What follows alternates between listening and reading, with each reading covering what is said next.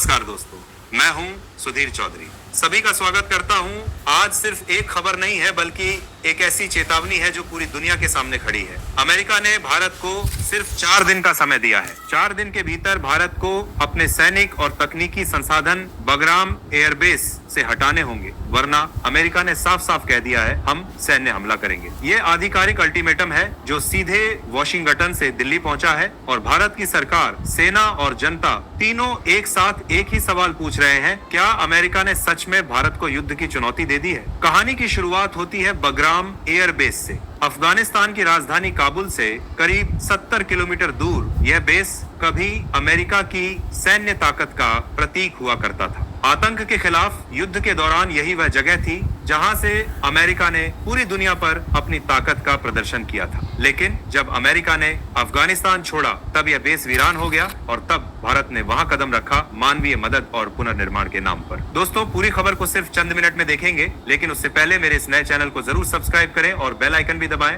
भारत ने बगराम को फिर से जिंदा किया, लेकिन इस बार न तो बमों के लिए, न युद्ध के लिए, बल्कि तकनीकी, निगरानी और आतंकवाद विरोधी मिशन के लिए।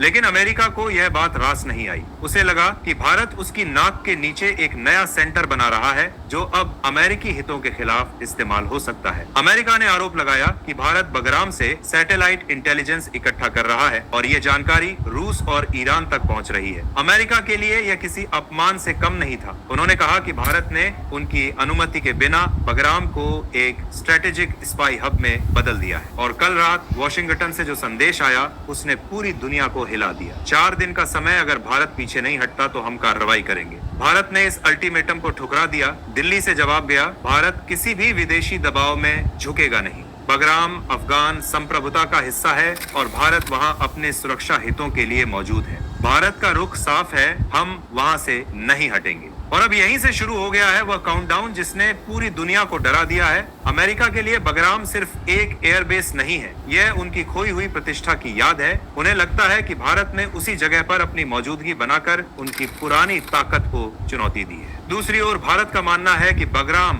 भारत की सुरक्षा चेन का अहम हिस्सा है, क्योंकि वहीं से अफगानिस्तान, पाकिस्तान और चीन की हलचलें एक साथ मॉनिटर होती हैं। और अब जब भारत ने इस बेस पर अपना नियंत्रण बढ़ाया है तो अमेरिका को अपनी सुपर पावर वाली छवि खतरे में लग रही है। आज वॉशिंगटन और दिल्ली दोनों में तनाव चरम पर है। अमेरिका ने अपने 2 एयरक्राफ्ट कैरियर हिंद महासागर में भेज दिए हैं। यूएसएस अब्राहम लिंकन और यूएसएस रूजवेल्ट दोनों पर F-35 और F-18 जेट्स तैनात हैं। वहीं भारत ने अपनी वायुसेना को अलर्ट मोड पर डाल दिया है। Satellite surveillance system, BrahMos units और S-400 डिफेंस नेटवर्क को एक्टिव किया गया है। बगराम के आसमान में भारतीय ड्रोन्स लगातार गश्त कर रहे हैं। अफगानिस्तानी अधिकारी चुप हैं, लेकिन जमीन पर हलचल तेज है। अब सवाल यह है, क्या अमेरिका वाकई हमला करेगा या यह सिर्फ एक दबाव की राजनीति है? एक्सपर्ट्स का कहना है कि अमेरिका भारत की बढ़ती ताकत से असहज है। वह नहीं चाहता कि भारत एशिया में उसके बराबर खड़ा हो जाए। पिछले कुछ सालों में भारत ने अपनी कूटनीतिक स्थिति इतनी मजबूत की है कि वह अमेरिका के लिए अब सिर्फ साझेदार नहीं रहा